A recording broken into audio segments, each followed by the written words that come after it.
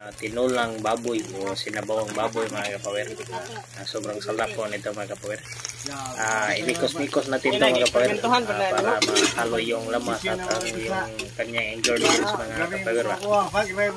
Asin lang ang ginamit ko mga kapower, wala nang ano-ano dyan, asin lang. Mga kapower, ganito lang imikos-mikos. Manok o baboy mga kapower. Diba, tingnan nyo, sobrang sarap nito mga kapower. Ito na yung yung mga kanyang sabaw ay yung umubas na mga kapower. Ito na, imikos-mikos natin yan mga kapower. Ganyan lang ang pagluto nito mga kapower. Hindi kayo magsisisi, sobrang sarap. Ito na po mga kapower, linagyan na po natin ng sabaw mga kapower. Yan. Malapit na po yan mga kapower.